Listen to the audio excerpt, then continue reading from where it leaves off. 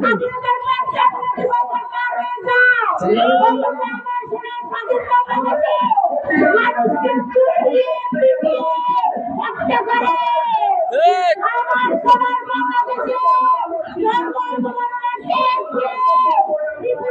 একটা ভাইকে কুপিয়ে পুড়িয়ে মেরে ফেলে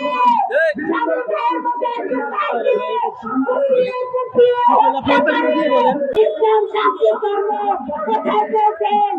মানুষ মারতে হবে কোরআন শরীফের কোথায় লেখা আছে যে মানুষকে কুপিয়ে পুড়িয়ে হত্যা করতে হবে দেখাতে হবে সেখানে থানা আছে পুলিশ আছে আইন আছে কাঠামো আছে সেইখানে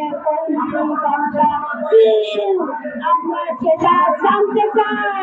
প্রকৃত জনতার এত উৎপাদ তুলের চাকরি বেড়ে ফেলেছে আরে সেই দেশে থানা পুলিশ আছে আইন আদালত আছে সেই দেশে আমরা প্রকৃত জনতার উৎপাদ মেনে নিতে চাই না আমরা প্রকৃত জনতা আমাদের কাউকে উচ্ছৃঙ্খল জনতা দেখতে চাই না স্বাধীনতার পঞ্চান্ন বছরে আমাদের একটাই প্রত্যাশা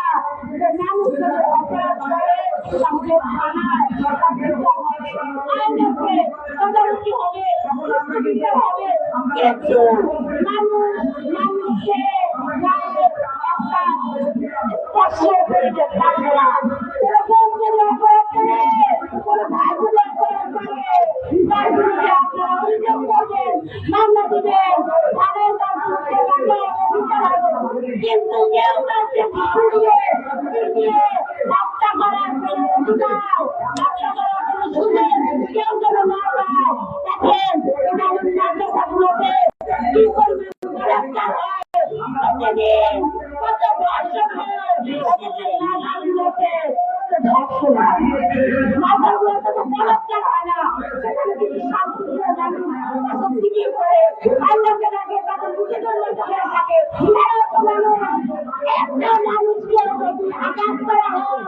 তাহলে বাংলাদেশের 20 কোটি জনগণ ঝাঁপিয়ে পড়বে ওই প্রকৃতি জনতার উপর বাংলাদেশের মানুষ জানে ওই প্রকৃতি জনতার জন্ম